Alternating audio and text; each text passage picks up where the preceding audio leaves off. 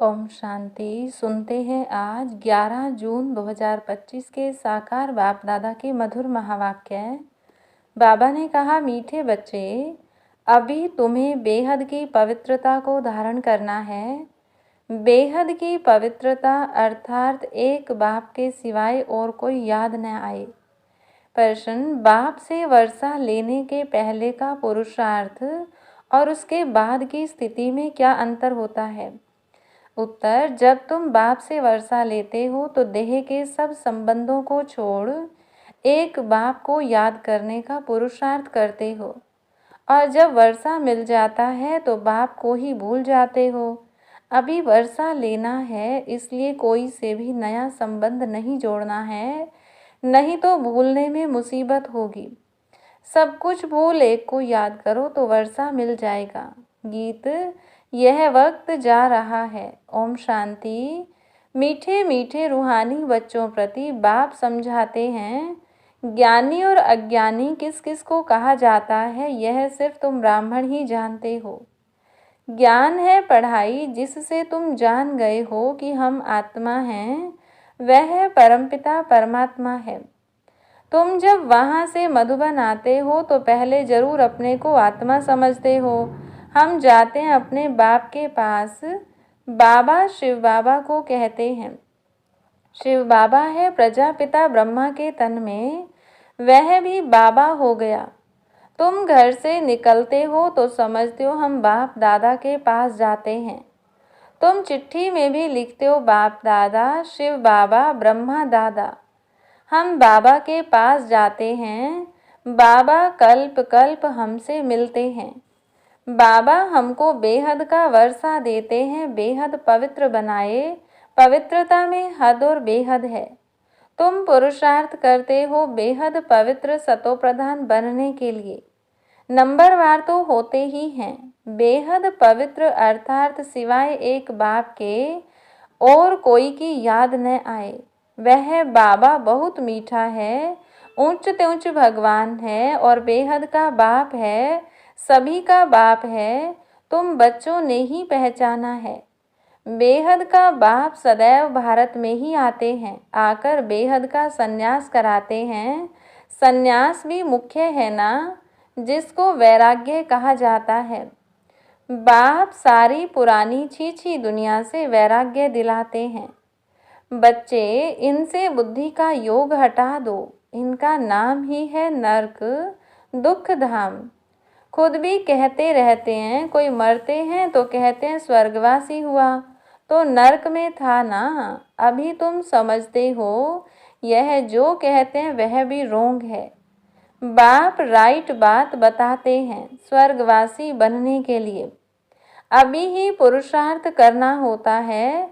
स्वर्गवासी बनने लिए भी सिवाय बाप के और कोई पुरुषार्थ करा न सके। तुम अभी पुरुषार्थ कर रहे हो 21 जन्मों के लिए स्वर्गवासी बने।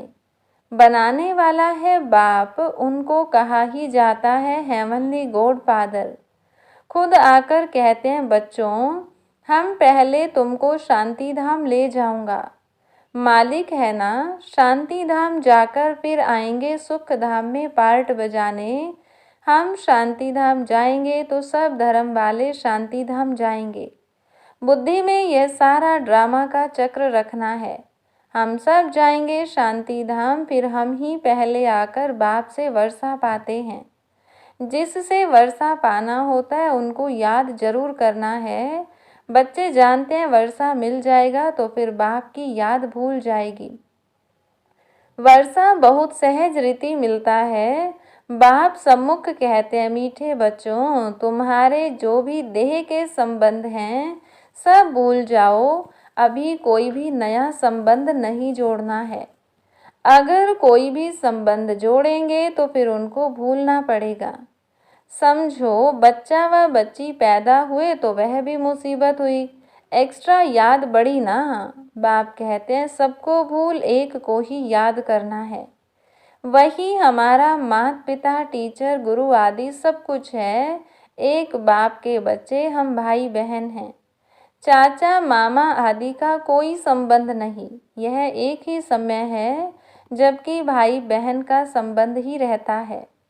ब्रह्मा के बच्चे शिव बाबा के बच्चे भी हैं तो पोत्रे पोत्रियां भी हैं। यह तो पक्का बुद्धि में याद आता है ना, नंबरवार पुरुषार्थ अनुसार। स्वदर्शन चक्रधारी तुम बच्चे चलते फिरते बनते हो। तुम बच्चे इस समय चैतन्य लाइट हाउस हो। तुम्हारी एक आंख में मुक्ति धाम, दूसरी आंख में जीवन मुक्ति धाम है। वह लाइट हाउस जड़ होते हैं, तुम हो चैतन्य। तुम्हें ज्ञान का नेत्र मिला है, तुम ज्ञानवान बन सबको रास्ता दिखाते हो। बाप भी तुम्हें पढ़ा रहे हैं, तुम जानते हो यह दुख धाम है। हम अभी संगम पर हैं, बाकी सारी दुनिया कलयुग में है। संगम पर बाप बच्चों के साथ बैठ बात करते हैं और बच्चे ही यहाँ आते हैं। कोई कोई लिखते हैं बाबा फलाने को ले आवें। अच्छा है, गुण उठाएगा, शायद तीर लग जाए तो बाबा को भी रहम पड़ता है। हो सकता है कल्याण हो जाए। तुम बच्चे जानते हो यह है पुरुषोत्तम संगम युग। इस समय ही तुम पुरुषोत्तम बनते हो। कलयुग में सब हैं कनिष्ठ पुरुष जो उत्तम पुरुष लक्ष्मी नारायण को नमन करते हैं। सतयुग में कोई भी किसको नमन नहीं करते हैं। यहाँ की यह सब बातें वहाँ होती नहीं। यह भी बाप समझाते हैं। अच्छी रीति बाप की याद में रह सर्विस करेंगे तो आगे चल तुमको साक्षात्कार भी होते रहेंगे। तुम कोई की भी भक्ति आदि नहीं करते हो, तुमको बाप सिर्फ पढ़ाते हैं। घर बैठे आपे ही साक्षात्कार आदि होते रहते हैं। बहुतों को ब्रह्मा का साक्षात्कार होता है। उनके साक्षात्कार के लिए कोई पुरुषार्थ नहीं करते। बेहद का बाप इन द्वारा साक्षात्कार कराते हैं। भक्ति मार्ग में जो जिसमें जैसी भावना रखते हैं उसका साक्षात्कार होता है। अभी तुम्हारी भावना सबसे ऊंचते ऊंच बाप में है तो बिगर मेहनत बाप साक्षात्कार कराते रहते हैं। शुरू में कितना ध्यान में जाते थे, आपे ही आपस में बैठ ध्यान में चले जाते थे। कोई भक्ति थोड़ी की। बच्चे कभी भक्ति करते हैं क्या? जैसे एक खेल हो गया था, चलो वैकुंठ चले, एक दो को देखते चले जाते थे। जो कुछ भी पास्ट हुआ वह फिर रिपीट करेंगे। तुम जानते हो हम ही इस धर्म के थे। सतयुग में पहले पहले यह धर्म है, इनमें बहुत सुख है। फिर धीरे धीरे कलाएं कम होती जाती हैं। जो सुख नए मकान में होता है वह पुराने में नहीं। थोड़े समय के बाद वह भवका कम हो जाता है। स्वर्ग और नर्क में तो बहुत फर्क है ना, कहाँ स्वर्ग कहाँ यह नर्क। तुम खुशी में रहते हो यह भी जानते हो, बाप की याद भी पक्की ठहरेगी। हम आत्मा हैं यही भूल जाते हैं तो फिर देह अभिमान में आ जाते हैं। यहाँ बैठे हो तो भी कोशिश करके अपने को आत्मा निश्चय करो तो बाप की याद भी रहेगी। देह में आने से फिर देह के सब संबंध याद आएंगे। यह एक लो है, तुम गाते भी हो मेरा तो एक दूसरा न कोई। बाबा हम बलिहार जाएंगे, वह अभी समय है, एक को ही याद करना है। आंखों से बल किसको भी देखो, घूमो फिरो सिर्फ आत्मा को बाप को याद करना है। शरीर निर्वाह अर्थ कर्म भी करना है, परंतु हाथों से कर्म करते दिल बाप की याद में रहे। आत्मा को अपने माशूक को ही याद करना है। कोई की किसी सखी से प्रीत हो जाती है तो फिर उनकी याद ठहर जाती है। फिर वह रग टूटने में बड़ी मुश्किलात होती है। पूछते हैं बाबा यह क्या है? अरे तुम नाम रूप में क्यों फंसते हो? एक तो तुम देह अभिमानी बनते हो और दूसरा फिर तुम्हारा कोई पास्ट का हिसाब किताब है, वह धोखा देता है। बाप कहते इन आँखों से जो कुछ देखते हो उनमें बुद्धि न जाए। तुम्हारी बुद्धि में यह रहे कि हमको शिव बाबा पढ़ाते हैं। ऐसे बहुत बच्चे हैं जो यहाँ बैठे भी बाप को कभी याद नहीं करते। कई तो यहाँ बैठे भी याद में नहीं रह सकते हैं, तो अपने को देखना चाहिए हमने कितना शिव बाबा को याद किया, नहीं तो चार्ट में रोला पड़ जाएगा। भगवान कहते हैं मीठे बच्चों, मुझे याद करो, अपने पास नोट करो, जब चाहे याद में बैठ जाओ। खाना खाकर चक्र लगाए 10-15 मिनट आकर बैठ जाओ याद में, क्योंकि यहाँ कोई गोरख धंधा तो है नहीं। फिर भी जो कामकाज छोड़कर आए हो वह कोई कोई की बुद्धि में आता रहता है। बड़ी जबरदस्त मंजिल है। तब बाबा कहते हैं अपनी जांच करो, यह तुम्हारा मोस्ट वैल्यूबल टाइम है। भक्ति मार्ग में तुमने कितना टाइम वेस्ट किया है। दिन प्रतिदिन गिरते ही रहते हो। श्री कृष्ण का दीदार हुआ, बहुत खुशी हो जाती है, मिलता तो कुछ भी नहीं। बाप का वर्षा तो एक ही बार मिलता है। अब बाप कहते हैं मेरी याद में रहो तो तुम्हारे जन्म जन्मांतर के पाप मिट जाएं। स्वर्ग का पासपोर्ट उन्हीं बच्चों को मिलता है जो याद में रह अपने विकर्मों को विनाश कर कर्मातीत अवस्था को पाते हैं, नहीं तो बहुत सजा खानी पड़ती है। बाबा और भी राय देते हैं, अपने ताज व तख्त का फोटो अपने पॉकेट में रख दो तो याद रहेगी। इनसे हम यह बनते हैं, जितना देखेंगे उतना याद करेंगे, फिर उसमें ही मोह लग जाएगा। हम यह बन रहे हैं, नर से नारायण। चित्र देखकर खुशी होगी, शिव बाबा याद आएगा। यह सब पुरुषार्थ की युक्तियां हैं। कोई से भी तुम पूछो सत्यनारायण की कथा सुनने से क्या होता है। हमारा बाबा हमको सत्यनारायण की कथा सुना रहे हैं। कैसे 84 जन्म लिए हैं वह भी हिसाब तो चाहिए ना। सब तो 84 जन्म नहीं लेंगे। दुनिया को तो कुछ भी पता नहीं है, ऐसे ही मुख से सिर्फ कह देते हैं। इसको कहा जाता है थ्योरेटिकल। यह है तुम्हारा प्रैक्टिकल। अभी जो हो रहा है उनके फिर भक्ति मार्ग में पुस्तक आदि बनेंगे। तुम स्वदर्शन चक्रधारी बनकर विष्णुपुरी में आते हो, यह है नई बात। रावण राज्य झूठखंड फिर सचखंड राम राज्य होगा। चित्रों में बड़ा क्लियर है। अब इस पुरानी दुनिया का अंत है। 5000 वर्ष पहले भी विनाश हुआ था। साइंसदान जो भी हैं उन्हों को ख्याल में आता है कि हमको कोई प्रेरक है जो हम यह सब करते रहते हैं। समझते भी हैं हम यह करेंगे तो इनसे सब खत्म हो जाएंगे, परंतु परवश हैं, डर लगा हुआ है। समझते हैं घर बैठे एक बॉम्ब छोड़ेंगे तो खत्म कर देंगे। एरोप्लेन, पेट्रोल आदि की भी दरकार नहीं रहेगी। विनाश तो जरूर होना ही है। नई दुनिया सतयुग था। क्राइस्ट से 3000 वर्ष पहले स्वर्ग था, फिर अब स्वर्ग की स्थापना हो रही है। आगे चल समझेंगे। तुम जानते हो स्थापना जरूर होनी है, इसमें तो पाई का भी संशय नहीं। यह ड्रामा चलता रहता है, कल्प पहले मुआफिक। ड्रामा जरूर पुरुषार्थ कराएगा, ऐसे भी नहीं जो ड्रामा में होगा सो होगा। पूछते हैं पुरुषार्थ बड़ा या प्रारब्ध बड़े। पुरुषार्थ बड़ा, क्योंकि पुरुषार्थ की ही प्रारब्ध बनेगी। पुरुषार्थ बिगर कभी कोई रह न सके। तुम पुरुषार्थ कर रहे हो ना। कहाँ कहाँ से बच्चे आते हैं, पुरुषार्थ करते हैं, कहते हैं बाबा हम भूल जाते हैं। अरे शिव बाबा तुमको कहते हैं मुझे याद करो। किसको कहा? मुझात्मा को कहा। बाप आत्माओं से ही बात करते हैं। शिव बाबा ही पतित पावन है, यह आत्मा भी उनसे सुनती है। तुम बच्चों को यह पक्का निश्चय रहना चाहिए कि बेहद का बाप हमको विश्व का मालिक बनाते हैं। वह है उच्च ते उच्च, प्यारे ते प्यारा बाप। भक्ति मार्ग में उनको ही याद करते थे। गाते भी हैं तुम्हारी गतमत न्यारी, तो जरूर मत दी थी, अब तुम्हारी बुद्धि में है। इतने सब मनुष्य मात्र वापिस घर जाएंगे।